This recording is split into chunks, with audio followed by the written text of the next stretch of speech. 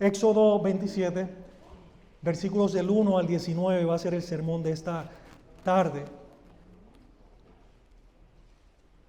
Amén. Vamos a dar lectura a la palabra que dice de la siguiente manera.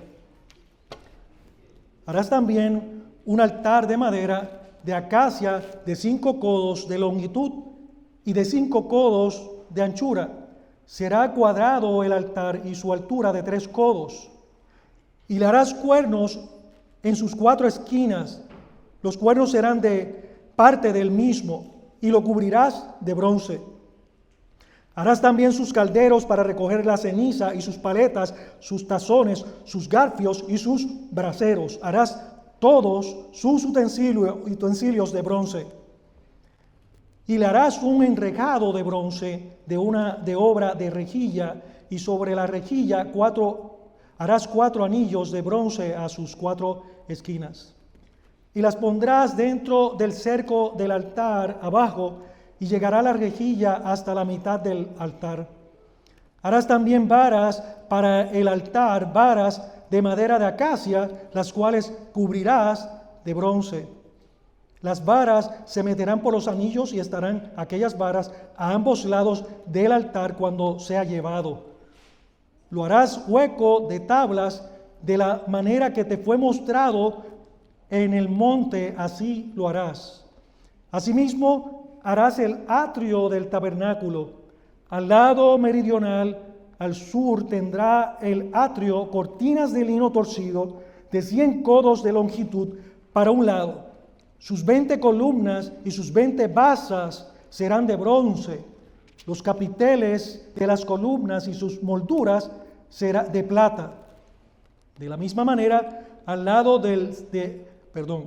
la misma manera, del norte habrá a lo largo cortinas de 100 codos de longitud y sus 20 columnas con sus 20 basas de bronce.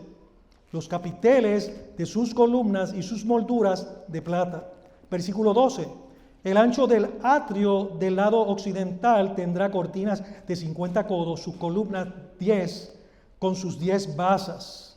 En el ancho del atrio por el lado del oriente, al este habrá 50 codos. Las cortinas a un lado de la entrada serán de 15 codos, sus columnas 3 con sus 3 basas. Y al otro lado 15 codos de cortinas, sus columnas 3 con sus 3 basas. Versículo 16. Y para la puerta del atrio habrá una cortina de 20 codos de azul, púrpura y carmesí, y lino retorcido de obra de recamador, sus columnas 4 con sus 4 basas. Todas las columnas alrededor del atrio estarán ceñidas de plata, sus capiteles de plata y sus basas de bronce. La longitud del atrio será de 100 codos y la anchura 50 por un lado y 50 por el otro, y la altura de 5 codos. Sus cortinas de lino torcido y sus basas de bronce. Versículo 19. Todos los utensilios del tabernáculo en todo su servicio y todas sus estacas y todas las estacas del atrio serán de bronce. Vamos a orar, hermanos. Nuestro Dios y Padre Santo, gracias. Nos acercamos en esta hora porque tú te has acercado a nosotros tomando todas las iniciativas hasta que el día de hoy estamos aquí, reunidos, celebrando el día del Señor, el primer día de la semana, domingo, el día del reposo de tu pueblo en Cristo. Abrimos la palabra, Dios, y en esta hora nos proponemos con temor y temblor a exponerla. Que la misma sea, Señor, oh Dios, fluyendo con claridad, libre de error en el predicador, porque tu palabra no tiene error, Señor, y que tu pueblo pueda recibir la palabra con una actitud, Dios, donde sean transformadas sus vidas por la obra del Espíritu Santo del Evangelio, que continúe obrando para cambiar matrimonios, para cambiar hijos, para cambiar esposas, esposos, ancianos, para cambiar la vida, Dios mío, nuestra, día tras día, de modo tal que nos parezcamos a tu Hijo Jesús. El anhelo nuestro, Dios, es que sigamos siendo luz y sal de esta tierra, y que tu palabra hoy nos guíe este camino, nos ilumine nuestros corazones y nuestro entendimiento para conocerte más, y que obtengamos sabiduría para obedecerte, para seguir el camino que tú has trazado a nuestras vidas hasta el día de Cristo. Hoy es nuestro gozo, Señor, estar delante de ti, con tu iglesia, celebrando, Señor, oh Dios, la gloria de tu majestad. Oramos, Padre, estas cosas en el nombre de Jesús. Amén y amén. Pueden tomar asiento.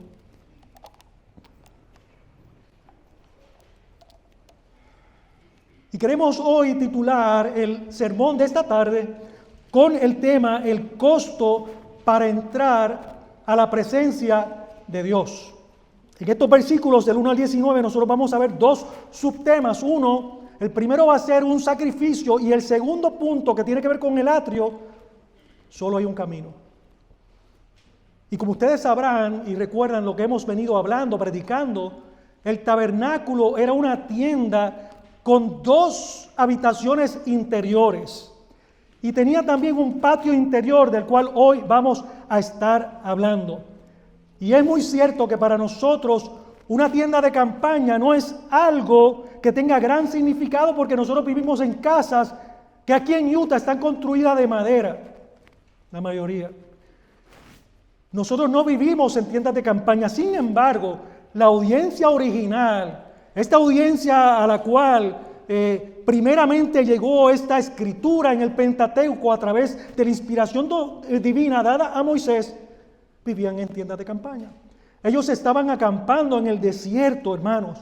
Significa entonces que para esa audiencia original ellos entendían muy bien de lo que Dios estaba hablando, porque el tabernáculo era una tienda de campaña removible. Todos los objetos que hemos presentado y estudiado hasta el día de hoy, todos muestran la capacidad de ser removible, no permanente. Hasta ahora no hemos visto una construcción con una zapata y un fundamento donde se ponga algo permanente. La única cosa permanente que nosotros hemos apreciado hasta aquí y hasta ahora es la presencia de Dios. Dios ha querido precisamente identificarse con ellos al decirles que viene a vivir en una caseta de campaña en medio de ellos, que tiene como nombre el glorioso tabernáculo. Por eso es una gran diferencia entre las tiendas de los israelitas y la de Dios, porque el tabernáculo, nada más y nada menos, sería la habitación del Rey de los cielos y de la tierra, que decidió descender para habitar en medio de su pueblo. Por eso esta tienda tenía que ser algo majestuoso, tenía que diferenciarse de todas las tiendas de los israelitas, digna de un rey. Y nosotros vemos que está cubierta por eso. Los metales que utilizaba, que Dios indicó a Moisés para utilizarse en esa tienda, en ese tabernáculo, era de oro y elaborada artísticamente, elaborada de una forma majestuosa, porque Dios quería que ellos precisamente entendieran la gloria de su presencia en medio de ellos, que Él es diferente. Así que Dios diseñó el propósito del diseño de Dios para el tabernáculo, en primer lugar, es mostrar el amor de Dios hacia su pueblo. Pero también Dios quería que su pueblo pudiera adorarle, que pudiera celebrarle, que pudieran entrar a su presencia, porque era el lugar donde ellos podían contemplar la gloria de la majestad del Rey que les redimió, del Rey que expió sus pecados a través de un cordero pascual y los libró de la muerte, tomando el lugar de ellos. Es por eso que los muebles del tabernáculo que hemos mencionado hasta ahora estaban todos cubiertos de oro en el lugar donde Dios habitaría. Todo lo demás fuera de ese lugar, todo lo que se pudiera hacer luego, que hemos descrito y que hoy vamos a hablar de estos dos lugares específicos, realmente estaban construidos de otros materiales. Fuera de la tienda de reunión, recuerden, cuando nosotros hablamos del tabernáculo, muchas veces pensamos que es todo lo que hemos visto en gráficas, pero el tabernáculo es el lugar santo y el lugar santísimo. Todo lo demás, hermanos, es lo que rodea ese tabernáculo. Todo lo demás, y hoy vamos a hablar un poco de eso. Ahora vamos a ver precisamente que Dios utilizó otros materiales que no eran tan excelentes en la construcción de los mobiliarios que iban a estar fuera del tabernáculo. Y este es nuestro primer punto. Nuestro primer punto nos lleva precisamente a ver los detalles de lo que Dios sigue explicándole a Moisés allí en el monte. Moisés todavía no ha bajado, todavía el tabernáculo no está construido, todavía Dios está dándole instrucciones. Y queremos ver que el altar de bronce, el tema que prolifera, el tema que es central para el altar de bronce es un sacrificio. Y a este altar también se le conocía como el altar del holocausto. Ahora, si usted se fija en las medidas, yo le voy a hacer la conversión a pies. Este altar de bronce o este altar del holocausto medía alrededor de 7 pies y medio de largo por 7 pies y medio de ancho por 4 pies y medio de alto. Así que era un enorme mueble en forma de cajón, en forma cuadrada, según nos dice el versículo 8 de ese capítulo 27. Y dice la Escritura que era hueco por dentro.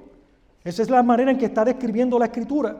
Sigue diciendo más adelante, esos son los versículos 1 y 2, sigue diciendo más adelante que el altar debe tener algo como un cuerno en la parte superior de cada esquina, es decir, 4 protuberancias que parecían cuernos, y estos serían parte del altar. Nosotros realmente no sabemos exactamente cuál era la función de estos cuernos porque el texto no nos dice específicamente. Sin embargo, más adelante, el capítulo 29 menciona que los sacerdotes rociarían sangre sobre esos 4 cuernos del altar de bronce. Versículos 3 al 5, Dios también le dijo a Moisés que hiciera los utensilios, todo lo que formaría parte de ese altar del holocausto tenía que ser construido en bronce.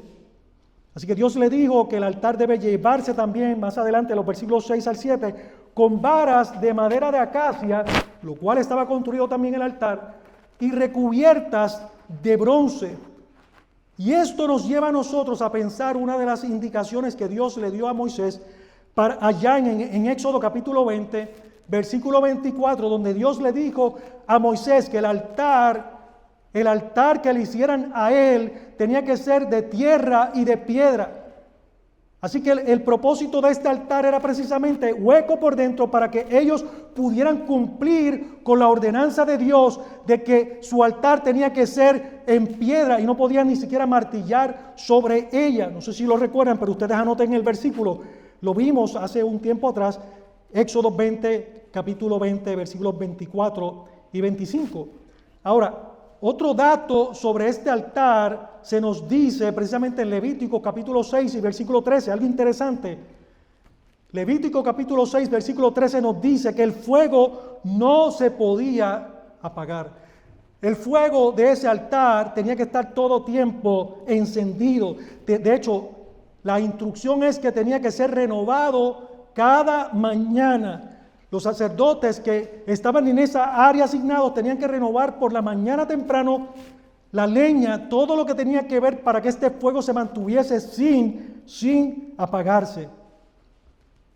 Y la razón para esto, hermanos, al igual que todo el tabernáculo, el propósito fue precisamente de este altar de bronce mostrar la brecha que existe entre la santidad de Dios y el pecado de los seres humanos. Ese es el fin de lo que es el altar de bronce. Por eso, entre medio del lugar donde estaba Dios, que ya vimos nosotros que es el velo del lugar santo y el lugar santísimo, se encontraba precisamente el mueble más grande del tabernáculo. 7 pies y medio, un cuadrado de 7 pies y medio por una altura de 4 pies y medio. El altar de bronce, hermano, y lo que le indicaba entonces a todo el que entraba al tabernáculo es apuntando a un sacrificio. Se requería un sacrificio. ¿Por qué, hermanos? Porque la Biblia dice que la paga del pecado es ¿qué? La muerte. Por eso los pecadores no pueden venir a la presencia de un Dios santo a menos que se haya hecho un pago por los pecados. O es su vida o es la vida de una víctima en sustitución de la persona, del pecador. Y por eso en ese altar nosotros vemos que la ubicación que le dan es justo a la entrada, justo allí en el mismo centro de la entrada del atrio, de la entrada del patio, para que tan pronto la gente entrara por allí, se acercara al lugar donde Dios moraba, lo primero con lo que se iban a topar es con una advertencia que les estaba diciendo: Dios es santo, Dios es santo, Dios es santo. Así que nadie podía pasar adelante del altar de bronce sin ofrecer un sustituto que recibiera el castigo, que recibiera la ira de Dios en lugar de ellos. Y hermanos, esto fue muy significativo para el pueblo de Israel, para los judíos.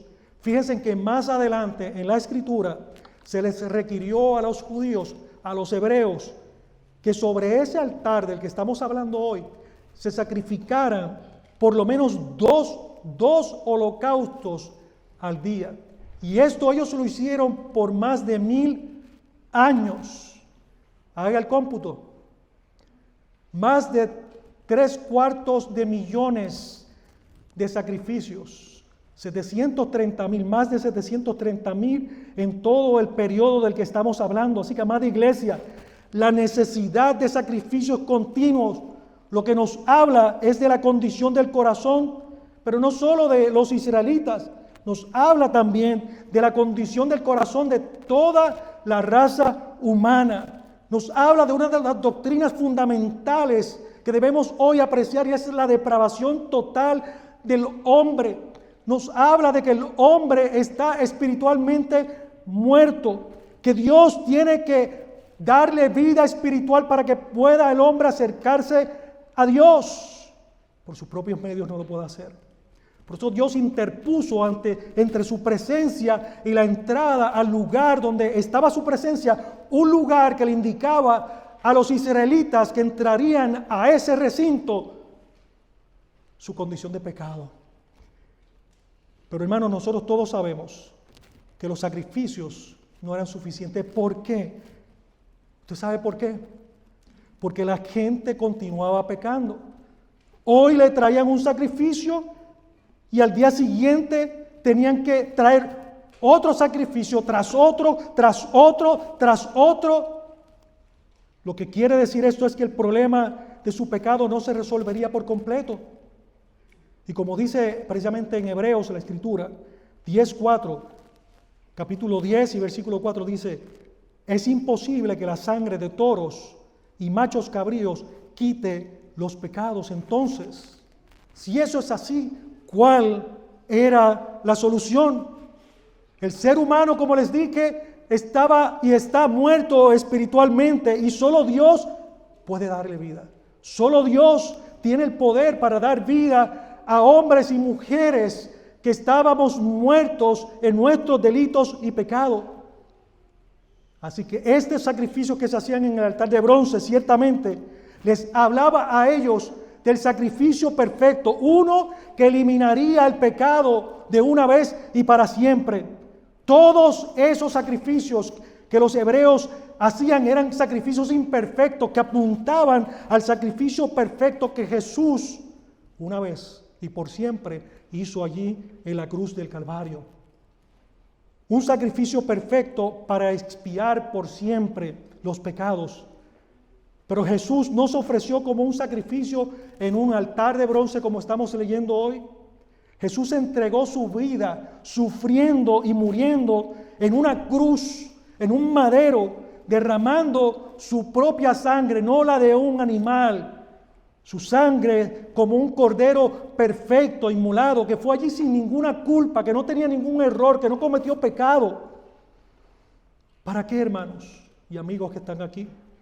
Para ser nuestro sustituto perfecto. Al Él morir, tomar nuestro lugar, que nosotros entonces pudiésemos tener el perdón que solamente puede ser otorgado por el Padre a través del sacrificio perfecto de Jesucristo en la cruz del Calvario. Y ese precisamente es el motivo de nosotros estar aquí hoy. Es el motivo no porque ciertamente vamos a tener un recordatorio con la Santa Cena o vamos a tener un señalamiento o algo que va a apuntar a la gloria de este sacrificio, sino porque cada domingo para nosotros y cada día que podemos reunirnos como iglesia es el tiempo de celebrar precisamente que Jesús tomó el lugar de los pecadores, de nosotros, para expiarlos, para pagar el pago que nosotros no podíamos pagar. Y eso debe llenar nuestras vidas de gozo, hermanos. Si usted va a Hebreos 9, vaya conmigo, por favor, Hebreos 9.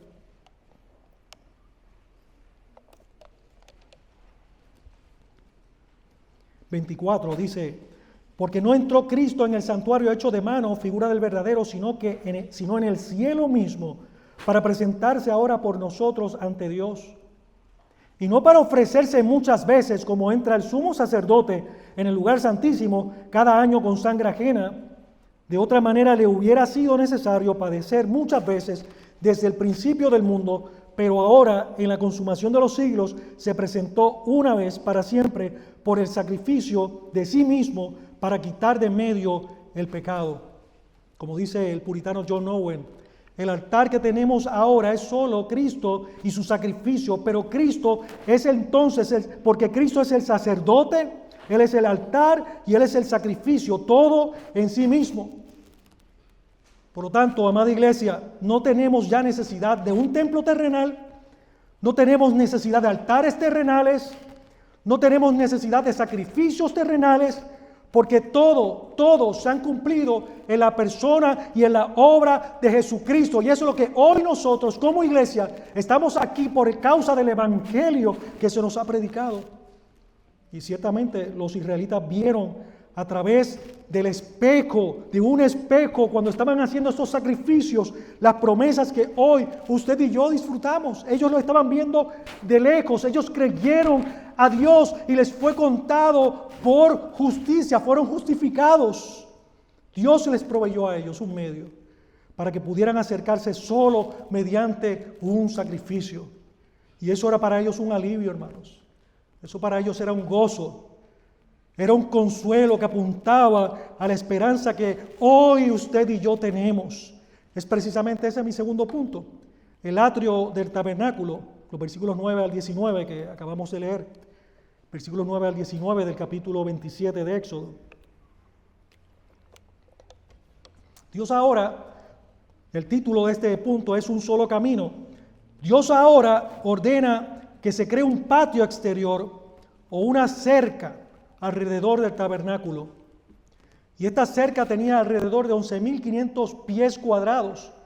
De hecho, dice que debe tener cortinas hechas de lino fino retorcido que lo separen por todos lados del mundo exterior. Nadie podía entrar por otro lugar que les voy a mencionar.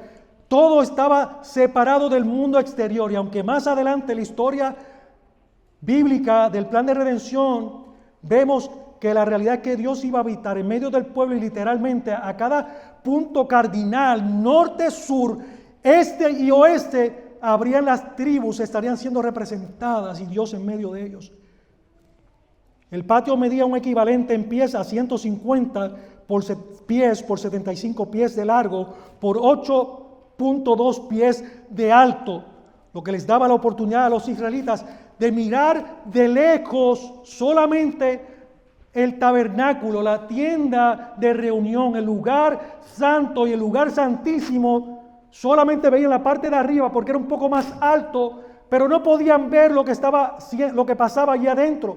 No lo podían ver porque era más alto que lo que ellos podían alcanzar. Ellos podían ver en todo caso el humo saliendo de los sacrificios. Así que debido a que Dios era santo y justo y sigue siendo santo y justo, pero también es misericordioso, por eso Dios les hizo un camino para que ellos pudieran llegar a Él. Es un solo camino. Y eso es precisamente lo que vemos en los versículos 13 al 16. Si ustedes lo miran ahí conmigo, versículos 13 al 16, no los voy a leer, usted puede pasar su vista ahí. Dios entonces dio instrucciones para esto y dice que del lado este, el oriente del tabernáculo, era la única puerta de entrada desde el exterior. No había otra puerta. Y aquí, antes de continuar con algún tipo de aplicación, hay una conexión importante, no solo con la montaña, el monte Sinaí, que tiene un parecido en cuanto a cómo revela la santidad de Dios el monte. Solamente se le permitió a Moisés subir a la presencia de Dios, y luego a los ancianos pudieron llegar hasta un punto que podría referirse en el prototipo del lugar santo, y luego entonces todos los demás se quedaron en los atrios, que es el lugar del que estamos hablando. Pero también el jardín del Edén tiene un paralelismo que hoy quiero mencionar brevemente. Si ustedes recuerdan, en Génesis, la entrada, por ejemplo, del Edén miraba hacia el este, donde Dios puso querubines con espadas y unas espadas de fuego en el lado oriental del huerto del Edén, que un hermano me estaba preguntando hoy qué es el Edén. Es el lugar precisamente de donde Dios arrojó al hombre para que no comiera del árbol de ¿qué? De la vida, para que no fuese igual que ellos, hablando en plural de la Trinidad, de Dios Padre, Hijo y Espíritu Santo. Estaba custodiada por querubines, pero también el tabernáculo, cuando describimos el lugar santo, precisamente las cortinas del lugar santo estaban entretejidas con figuras de querubines, dando a entender que de la misma manera estaba siendo protegida la entrada o el acceso a Dios. Hay un paralelismo que nos apunta al tema general de esta serie de enseñanzas: el Dios creador y el Dios redentor. Dios trayendo a luz a través del pueblo de Israel la reconstrucción de lo que se había perdido y lo que sigue haciendo hoy en nuestras vidas. Reconstruyendo lo que se había perdido hoy. Usted y yo somos parte de ese plan de redención. Así que la intención del tabernáculo era enseñar a los israelitas que estaban separados de su santa presencia por causa del pecado. Dios le dice, hay un solo camino. Escuche bien, hermano. Para que un israelita pudiera llegar al altar de bronce con su ofrenda, debía pasar por la puerta del atrio. No hubo excepciones, no hubo atajos. Todo lo que quería todo el que se quería acercar a la presencia de Dios tenía que entrar por esa puerta designada por Dios. No había inventos. No podía levantar un lugar por una esquina, la parte sur o la parte norte o la parte oeste. Tenía que ser por el lugar que Dios había diseñado como puerta de entrada a su presencia. Dios no le dio un camino para que ellos se lo inventaran. Dios le dijo, este es el camino. Este es el lugar a través del cual tú, hebreo, tú, judío, te vas a poder acercar ante mi presencia, que es santa, y tú no. Hermanos, el altar de bronce era el lugar donde se juzgaba el pecado y se pagaba su precio. Por un lado, el altar habla y dice que la muerte es la consecuencia del pecado, ¿verdad que sí? Ya lo hemos visto, es decir, la paga del pecado es muerte. Pero por otro lado, el altar también habla del perdón del pecado, habla de la gracia de Dios, habla de la gracia de Dios que le ha provisto un medio al pecador para acercarse a ellos. Y la palabra dice precisamente, porque la paga del pecado es muerte, mas la dádiva de Dios es vida eterna en Cristo Jesús, Señor nuestro. Ahora escuche bien, amada iglesia, por generaciones esa entrada al tabernáculo fue de gran gozo para los israelitas. Sí, de gran gozo. ¿Sabes por qué ellos anhelaban estar en los atrios de la casa del Señor? Porque allí ellos encontraban perdón para sus pecados.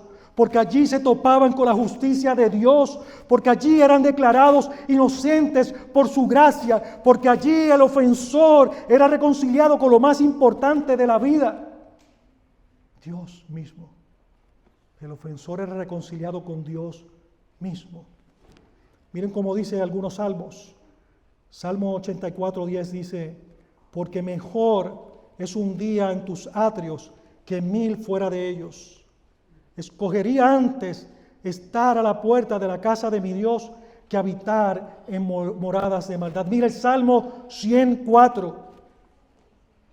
Entrad por sus puertas con acción de gracias, por sus atrios con alabanza, alabadle, bendecid su nombre. Hermanos, el salmista y en varios otros salmos más se está refiriendo a esta puerta de entrada, a este lugar donde ellos podían venir ante la presencia del Señor y encontraban gozo y refrigerio y no condenación y muerte. Aún la Biblia dice más adelante que estos 4 cuernos en el altar habían sido provistos para que cuando un pecador corriera hacia ellos y se agarrara de esos cuernos, encontrara asilo en un lugar específico, apartado, para que ellos allí cumplieran su condena penal por las faltas o crímenes cometidos. Ahora yo les pregunto, hermanos, si ese gozo que nosotros vemos en la Escritura, los Salmos, que los hebreos tenían al disfrutar y al tener el entendimiento de que son pecadores que se acercaban a un Dios santo, que se acercaban a un altar que representa el juicio, pero también un altar que representa la gracia, y expresaban este gozo inefable, ¿cuánto más deberíamos ser nosotros como iglesia?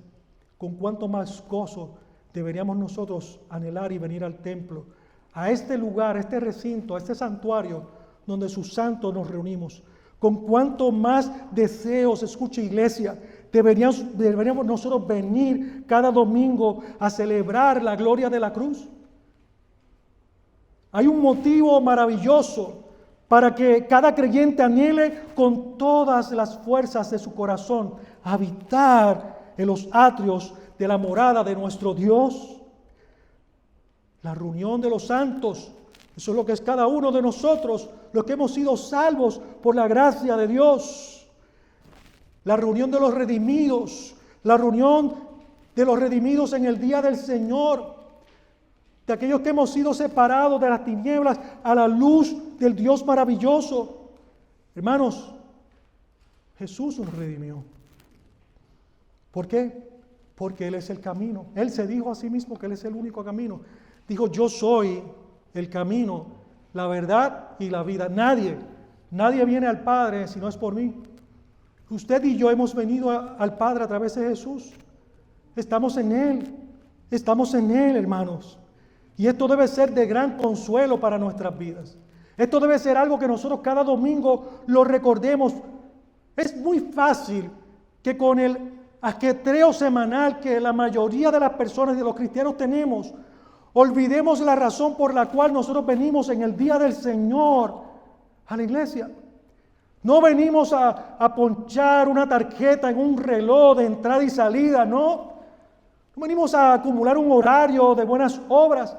No, todo eso es bueno, poder hacer público que estamos viniendo, pero lo más importante es el motivo por el cual nosotros llegamos cada domingo. Debe ser de extremo gozo, una exuberante alegría en nuestros corazones, el saber que Dios nos ha dado la vida un día más para poder entrar por los atrios, el lugar que se convierte en casa de Dios y puerta del cielo, donde sus santos estamos reunidos para invocar el nombre del Dios Trino, Padre, Hijo y Espíritu Santo. Así que cuando nosotros venimos a la iglesia, hermanos, debe ser de gran consuelo para nuestras vidas, cada domingo, hermanos. Cuando nosotros venimos con hambre de Dios a su casa de oración, cuando experimentamos nosotros un sentido de urgencia de congregarnos a pesar de nuestras circunstancias, cuando venimos a la iglesia a pesar de cómo me siento o cómo me veo, sino por el sentido de gozo que nos trae al querer admirar juntos como hermanos, aquel que venció el pecado, aquel que venció la muerte, aquel que para su gloria vendrá un día por nosotros, su segunda venida, para levantar a su pueblo, a su iglesia, la cual Él ha comprado a precio de sangre. Hermanos, hubo muchas razones por las que a los israelitas les encantaba entrar a los atrios de Dios. Pero la razón más importante fue que justo en ese lugar ellos recibían el perdón para entrar a la presencia del Señor. Si usted y yo hemos recibido esa gracia de ser salvos por nuestro Señor, deberíamos hoy,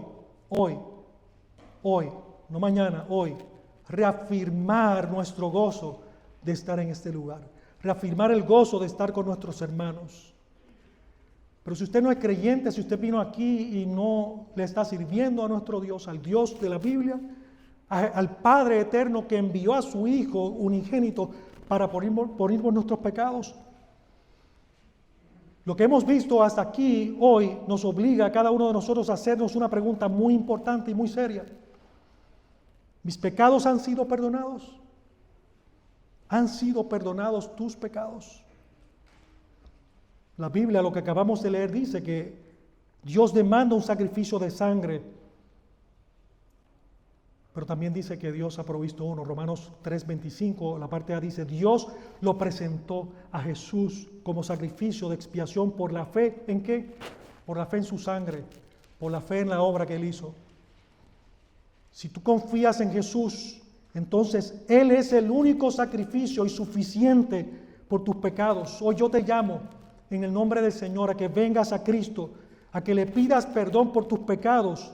Cristo es esa puerta, es el único camino, es el único sacrificio verdadero. No hay camino al Padre para tener comunión con Él que no sea a través de Jesús. Así que te pido, amada iglesia, que inclines tu rostro y oremos.